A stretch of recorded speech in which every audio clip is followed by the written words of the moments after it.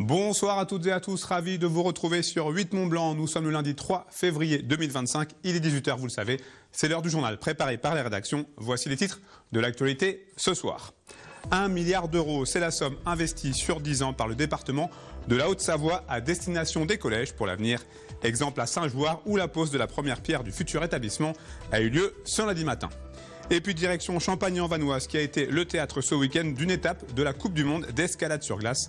Un moment ô combien important pour une discipline qui ambitionne d'intégrer le programme olympique très prochainement.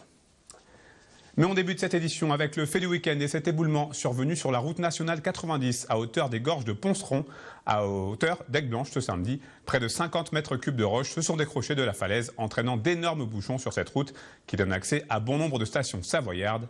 Si la situation s'est quelque peu améliorée ce lundi, le week-end prochain, qui marque le début des vacances de février dans la zone B, inquiète les autorités. Nous avons pu joindre à ce sujet Jean-Luc Bock, le président de l'Association nationale des maires de stations de montagne et maires de la plaine tarentaise. Je vous propose de l'écouter.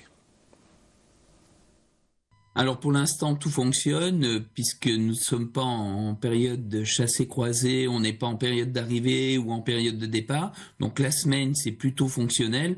On a un petit peu de ralentissement le matin vis-à-vis des professionnels qui travaillent en station, mais c'est pas significatif. La grande incertitude que l'on a aujourd'hui, c'est comme le week-end dernier, comment cela va-t-il se passer samedi avec un départ assez massif, mais surtout énormément d'arrivées puisqu'on est le premier samedi des vacances de février. On a une réunion avec le préfet de la Savoie mercredi après-midi, donc dans 48 heures, pour définir ensemble la communication qu'on va mettre en place, définir pourquoi pas les zones d'hébergement d'accueil que l'on va multiplier tout au long du parcours si tant est qu'on ait beaucoup de monde qui arrive en même temps. Le message c'est vous pouvez venir, prenez votre mal en patience, anticipez votre venue si vous le pouvez. Si vous partez d'assez loin en voiture et en famille, essayez de trouver un hébergement intermédiaire qui vous permette d'être à proximité de Moutier. Une fois que vous avez passé Moutier et cette problématique qui est totalement en sécurité, je le rappelle, hein, puisqu'on passe à l'intérieur d'un tunnel, mais on le passe en double sens. Donc ça veut dire qu'on a divisé par deux la capacité d'accueil en tarentaise des véhicules. Si vous arrivez à passer très tôt le matin, vous n'aurez aucune difficulté particulière et vous pourrez profiter peut-être aussi un petit peu plus du ski, puisqu'en ce moment, tout est magnifique. En haut, il y a beaucoup de neige. Je vous en parlais dans les titres. Une nouvelle étape a été franchie dans la construction du futur collège Gaspard-Monge à Saint-Jouard, avec la pose de la première pierre. Ce nouvel établissement s'inscrit dans le cadre du plan collège. Sur près de 10 ans, le département a investi 1 milliard d'euros pour la construction de 10 nouveaux établissements et la réhabilitation de 14 autres, ainsi que 3 reconstructions, dont celle de Saint-Jouard. Les précisions dans ce reportage signé Kezia Poudou. On pose la première pierre de notre futur collège, c'est ce qu'ont chanté ce lundi matin des classes de 6e et de 5e du collège Gaspard-Monge sur ce qui sera, dans un peu plus d'un an, leur futur établissement scolaire. Un projet dont la nécessité n'était plus approuvée à Saint-Jouard. On a des établissements qui sont en bout de course, ils ont 50 ans, ils datent des années 70, donc ce sont des passoires énergétiques, ce sont des fours l'été et ce sont des passoires énergétiques l'hiver, donc les élèves sont frigorifiés. Il n'y a plus de bonnes conditions de travail pour les personnels de l'éducation nationale et pour les personnels du département. Des conditions pédagogiques pour les apprenants, pour les collégiens. Ce futur établissement d'une surface de 11 000 m² de plancher comprendra entre autres un gymnase, une zone d'activité sportive extérieure, un bâtiment de 6 logements et une gare routière. Un projet qui s'élève à 35,4 millions d'euros, entièrement financé par le département. La commune de Saint-Jouard met quant à elle à disposition le terrain. C'est un investissement à destination de notre jeunesse, les jeunes Saint-Jouariens, un investissement d'excellence qui doit les amener à réaliser leurs rêves, à s'épanouir et à faire d'eux de jeunes citoyens brillants. Donc c'est un investissement primordial pour le territoire dont on est très fiers. Afin de ne pas perturber la scolarité des collégiens, le nouvel établissement est construit sur le terrain adjacent. Une fois investi par les élèves, l'actuel sera détruit. Une opération tiroir qui permet de maintenir le bon déroulement des cours tout en améliorant les futures conditions d'accueil. Ce sera aux nouvelles normes environnementales, donc en réglementation 2020 avec un niveau très élevé 2028. Il y aura énormément de matériaux locaux, biosourcés, alors que ce soit du bois, du béton de bois, et l'isolation se fera massivement par de la paille.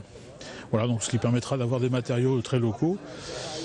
On aura aussi le recyclage de 8000 tonnes de matériaux sur place, ce qui permettra d'éviter un certain nombre de transports de matériaux inutiles aujourd'hui. Si l'établissement scolaire est refait à neuf, sa capacité, elle, restera identique. Actuellement, 780 élèves sont scolarisés ici pour 26 classes, un chiffre qui ne devrait pas bouger après le déménagement. Son ouverture est d'ailleurs prévue pour la rentrée 2026. La livraison des équipements sportifs est quant à elle programmée pour septembre 2027. On ouvre à présent une page consacrée au sport. En ski alpin, une semaine après sa chute à Kitzbühel en Super G, Alexis Pinturault tenait une conférence de presse en visioconférence ce vendredi 31 janvier. Souffrant d'une fracture du plateau tibial interne du genou droit, le skieur de Courchevel doit évidemment mettre un terme à sa saison, mais le vainqueur du Gros Globe de Cristal 2021 se pose également des questions sur la suite à donner à sa carrière. Voici sa réponse lorsqu'un journaliste lui demande s'il a pensé à la retraite dernièrement. J'y ai pensé fortement, c'est-à-dire que déjà l'année dernière, après ma blessure, j'y avais réfléchi. Là, probablement encore plus. Je pense que même à l'heure où on se parle, le choix n'est pas totalement clair. C'est-à-dire que je suis peut-être pas aussi catégorique dans un sens ou dans l'autre, mais j'ai besoin encore quand même, quoi qu'il en soit, de temps, de réflexion. Je pense qu'il va falloir aussi que je discute avec les entraîneurs pour savoir éventuellement si je continue dans quelle direction je m'oriente. Ce qui est sûr, c'est que je ne pourrai plus m'orienter si je continue dans ce que je faisais jusqu'à maintenant. Il faudra clairement que je fasse des choix, parce que sur les 13 derniers mois, finalement, j'aurais fait quand même 4 mois de béquilles, en gros, pour simplifier. Donc, c'est fait une période qui est relativement longue. Là, j'ai une blessure qui n'est pas forcément très grave, bien au contraire même, mais elle est extrêmement contraignante et pénible, étant donné que ça touche le plateau tibial. Ça veut dire que j'ai 1 mois et demi où je ne peux pas poser le pied par terre. Donc ça c'est la plus grande problématique. Il y aura un bon nombre de questions à répondre, et toutes ces questions-là, il va falloir prendre le temps d'y répondre. Là, je me suis vraiment laissé le temps et le recul nécessaire pour déjà faire le point de moi vis-à-vis de moi-même, et puis derrière voir comment et vers quoi on veut aller, que ce soit personnellement, mais aussi avec l'équipe de France derrière. Un mot de ski alpinisme pour vous signaler la très bonne forme d'Emilia Arop à Boy Taoul en Espagne en Coupe du Monde. La Française de 27 ans a remporté sa 3e victoire en 3 courses sprint cette saison. Les Bleus ont d'ailleurs brillé puisque Emilia Arop s'est imposée devant sa compatriote Lena Bonnel qui termine donc 2e de cette étape espagnole. La Coupe du Monde escalade sur glace, ça fait escale à Champigny en Vanoise ce week-end. Si la 3e étape du circuit international n'a pas souri au tricolore, l'événement était toutefois très attendu dans le milieu. Et pour cause, la discipline espère intégrer le programme olympique en 2030 à l'occasion des Jeux olympiques organisés dans les Alpes françaises. On fait le point avec ce reportage d'Emmanuel Jaude. Site incontournable du circuit international depuis 13 ans maintenant, la tour de glace de Champagny en Vanoise a ce week-end mis à mal les meilleurs grimpeurs sur glace de la planète. Qu'il s'agisse des épreuves de vitesse ou de difficulté, la structure de 22 mètres, unique en Europe, a toutefois permis aux athlètes issus de 20 nations de pouvoir donner leur plein potentiel.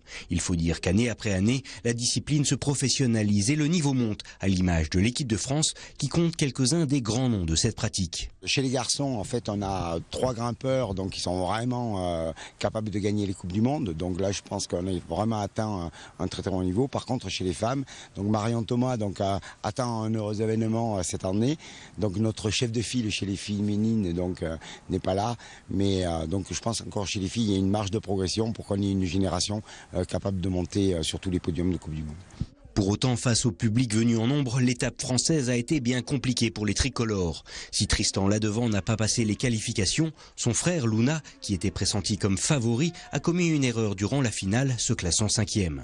Un résultat frustrant pour l'athlète, notamment après sa victoire il y a une semaine sur l'épreuve de Coupe du Monde de Saas-Fee dans le Valais suisse. Je suis très déçu, c'est compliqué à gérer les frustrations en compétition. Surtout à chaud, là ça vient de se passer, donc je suis encore un peu sous le coup de l'émotion. Mais ça va passer. J'ai 2 semaines pour m'en remettre, me reposer un peu. Et il y a les 2 dernières étapes à aller gagner aux US et au Canada. Donc je reste au sommet de ma forme. Je suis confiant que je suis le meilleur et que je suis là pour gagner. Donc maintenant, il faut aller avoir un peu de concrétisation sur les 2 dernières étapes.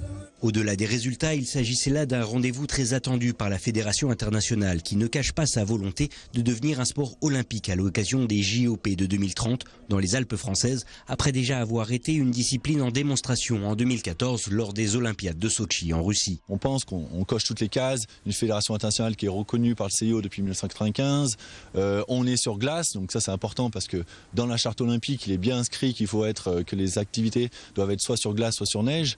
On a une internationalisation de la pratique, on est sur le continent nord-américain, européen, asiatique, on a une parité femmes-hommes qui est super intéressante. Voilà, donc effectivement, on a envie d'y être et on va tout mettre en place pour persuader le COJO puis après le CIO d'y être. Des étapes incontournables mais aussi essentielles afin de démocratiser une discipline qui gagne des pratiquants à chaque saison et s'inscrivant aujourd'hui comme l'un des sports les plus proches de la pratique même de l'alpinisme. Et puis toujours en lien avec les Jeux Olympiques et Paralympiques 2030, on a appris aujourd'hui que Martin Fourcade ne serait pas finalement président du comité d'organisation. L'ex-biathlète sextuple champion olympique explique avoir renoncé à ce poste car il estime que les désaccords sont encore trop nombreux entre les différents décideurs du dossier. Le nom du futur président du comité d'organisation des Jeux Olympiques et Paralympiques 2030 doit être annoncé normalement le 18 février prochain. C'est la fin de cette édition. Merci à vous pour votre fidélité à l'information sur 8 Mont Blanc. Merci à toute l'équipe pour son aide. Tout de suite, vous avez rendez-vous avec Thierry Paulme pour la météo. On se quitte avec quelques images de la 21e édition de la Gordzerette et on retourne à Champigny-en-Vanoise, au pied de la Tour de Glace. Cette année, la compétition a réuni 78 équipes, soit plus de 150 participants, pour des épreuves aussi physiques qu'originales. Beach volley avec gants de boxe, biathlon pétanque, course de luge à foin et bien sûr cascade de glace ont rythmé le week-end pour le plus grand plaisir des participants qui ont rivalisé d'imagination, venant pour la plupart déguisés. Retour de l'information sur 8 Mont Blanc ce mardi à 18h où je vous retrouverai avec grand plaisir. Passez une très belle soirée.